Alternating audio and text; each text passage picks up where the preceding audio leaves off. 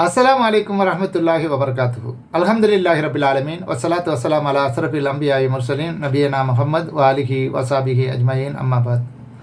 கண்ணியத்துக்குரிய எல்லாம் வல்ல அல்லாஹு ஜல்ல ஷானஹு தஆலாவின் நல்லடியார்களே, அன்பிற்கினிய சகோதர சகோதரிகளே, உங்கள் அனைவரின் மீதும் ஏக இறைவனுடைய சாந்தியும் சமாதானமும் என்றென்றும் நிலவ பிரார்த்திப்பதோடு, நான் சங்கை அப்துல் அஜீஸ் தபூக்கிலேருந்து பேசுகிறேன். அல்லாஹ்வுடைய அருளால் அனைவரும் நலமாக இருப்பீர்கள் என்று நம்புகிறேன்.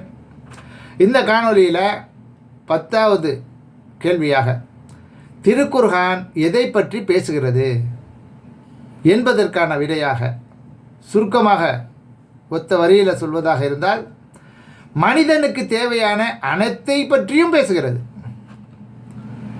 இந்த உலகம் எவ்வாறு தோன்றியது என்பதை பற்றி பேசுகிறது, எவ்வாறு படைக்கப்பட்டதுங்கிறத பற்றி பேசுகிறது, மனிதன் எவ்வாறு படைக்கப்பட்டான் என்பதை பற்றி பேசுகிறது, மற்ற உயிரினங்கள் எவ்வாறு படைக்கப்பட்டது என்பதை பற்றி பேசுகிறது. இந்த பூமியில் நடப்பட்டுள்ள மலைகள், கரு வளர்ச்சி, மனிதனின் மூளை, மனிதனின் உதிரி பாகங்கள் அனைத்தும், இன்னும் இந்த உலகத்தில் இருக்கக்கூடிய சூரியன், சந்திரன், மற்ற கோள்கள், எத்தனை கோள்கள் கண்டுபிடிக்கப்பட்டிருக்குதோ, இனி எத்தனை கோள்கள் இன்னும் கண்டுபிடிக்கப்பட இருக்குதோ, அனைத்து விஷயங்களை பற்றியும் மிக தெளிவாக துல்லியமாக தெளிவாக நமக்கு சொல்கிறது. உங்களில் யாரும் தனிமையில் அமர்ந்து தெளிவாக நாம் புரிந்து கொள்ள வேண்டும் என்ற ஒரு எதிர்பார்ப்போடு வந்து அமர்ந்தீர்களே, ஆனால் உங்கள் உள்ளம் குளிரக்கூடிய அளவுக்கு, நீங்கள் தெளிவாக அதை பற்றி திருப்தி அடையக்கூடிய அளவுக்கு இறைவன் அனைத்தை பற்றியும் திருமறை குர்ஆனில் பேசுகிறான். அதற்கான அத்தாட்சிகளையும் சான்றுகளையும் இந்த உலகத்திலே விட்டு வச்சிருக்கிறான் என்பதை சுருக்கமாக சொல்லிக்கொண்டு, இறுதியாக இறக்கி வைக்கப்பட்ட அல்லாஹ்வின் வார்த்தைகளாகிய திருக்குர்ஆன் முஸ்லிம்களின் இறை விசுவாசத்துக்கும் வாழ்க்கைக்கும் அடிப்படையாக அமைந்துள்ளது என்பதை புரிந்து கொள்வீர்கள். அது மட்டுமின்றி புத்தி, அதாவது அறிவு, பகுத்தறிவு, கொள்கை கோட்பாடுகள், வணக்க வழிபாடுகள், சட்டங்கள் ஆகிய அனைத்தை பற்றியும் அது பேசுகிறது. அது மட்டுமல்லாமல் அடிப்படை கரு பொருள், அடிப்படையான கரு பொருள் என்றால் என்ன? இறைவனுக்கும் அவனது படைப்புகளுக்கும் இடையில் உள்ள உறவுகள் மிக அவசியமான ஒன்று. இறைவனுக்கும் அவனால் படைக்கப்பட்ட படைப்புகள் அனைத்துக்கும் உள்ள உறவு என்ன? குறிப்பாக மனிதன் முதல் மனிதன் ஆதம் அலைஹிஸ்ஸலாம், இந்த உலகம் அழிய போகிற வரைக்கும் உள்ள கடைசி மனிதன், அனைவருக்கும் அதை படைத்த இறைவனுக்கும் உள்ள உறவு எஜமான் அடிமை. அவன் அனைத்தையும் படைத்த எஜமான், அவனால் படைக்கப்பட்ட அடிமை தான் நாம். இதில் நபிமார்கள்லேயே அல்லாஹ்வுடைய கலீல் என்று, உற்ற நண்பர் என்று சொல்லக்கூடிய அளவுக்கு மிக உயர்ந்த இடத்தில் இருக்கக்கூடிய நபி இப்ராஹிம் அலைஹிஸ்ஸலாம் அவர்களும் அடிமைதான். அதற்கு விதிவிலக்கு யாரும் கிடையாது.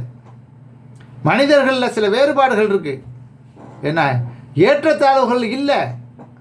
ஆனால் இவங்க கற்பிச்சு வச்சுருக்காங்க இந்த உலகத்தில், நம்ம இல்லையா? நிறத்துக்கு ஒன்று, அது வசதி வாய்ப்புக்குன்னு ஒன்று, அவங்க வசிக்கிற இடத்தை பொறுத்து ஒன்று, இப்படி ஏராளமான வேறுபாடுகள் ஏற்படுத்தி வச்சுருக்காங்க. அந்த வேறுபாடுகள் இல்லை திருமறை குர்ஆன் அதை பற்றி பேசலை, சரியா? மனிதன்கிட்ட சில இது அனைவரையும் நம்ம ஒன்றாக பார்க்க முடியாது.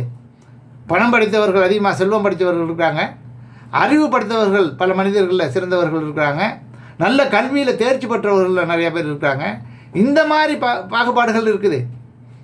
ஆனால் ஒரு மனிதங்கிறதுனால, அவன் இந்த இடத்துல பிறந்தாங்கிறதுனால, இந்த தெருவில் வசிக்கிறாங்கிறதுனால, இன்ன நாட்டில் பிறந்தான், இன்ன கலரில் இருக்கிறான், இந்த மொழியை பேசுகிறாங்கிறதுனாலலாம் எந்த ஒரு வேறுபாடும் இல்லை. அவன் அறிவால், அவனுடைய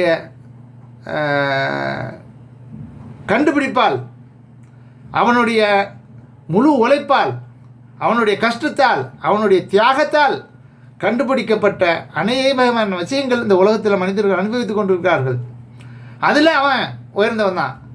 என்னை விட இன்னொருவர் கல்வியில் சிறந்தவராக இருக்கிறார், அதை நான் ஏற்றுக்கொள்வேன். என்னை விட பண வசதி என்னோட உயர்ந்த ஒரு அதிகமாக பண வாய்ப்பு வசதி வாய்ப்பு பெற்றவர் இருக்கார், அதை நான் ஏற்றுக்கொள்வேன். என்னை விட இறை அச்சத்தில் அல்லாவை அஞ்சக்கூடிய விஷயத்தில் என்னை விட அதிகமான பேர்கள் கூடுதலாக இருக்கிறாங்க, அதெல்லாம் நான் ஏற்றுக்கொள்வேன் இல்லையா. ஆனால் மனிதனுங்கிற அடிப்படையில் அவனை படைத்த இறைவன் ஒருவன் தான், அவனால் படைக்கப்பட்ட அடிமை தான், அனைவரும் ஒன்றே குலம் ஒருவனே தேவனுங்கிறதுல எந்த ஒரு பாகுபாடையும் காட்டக்கூடாது என்பதை தெளிவாக மனிதனுக்கும் இறைவனுக்கும் உள்ள உறவை பற்றி மிக தெளிவாக திருமறை குர்ஆன் பேசுகிறது. எனவே அன்புக்குரிய சகோதர சகோதரிகளே, பிரமத அன்பர்களே, நண்பர்களே, உங்களை இருகாரம் கூட்டி அழைக்கிறேன்.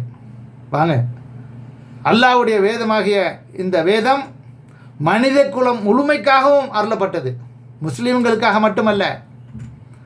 முஸ்லீம்கள் என்னுடைய இறைவன் எஜமான், என்னுடைய எஜமான் அல்லாஹ் என்று ஏற்றுக்கொண்டு அல்லாஹ் வழங்கிய சட்டத்திட்டங்களை நான் கடைபிடிக்கக்கூடியவனாக இருப்பதனால் எனக்கு பேர் முஸ்லீம் என்ன.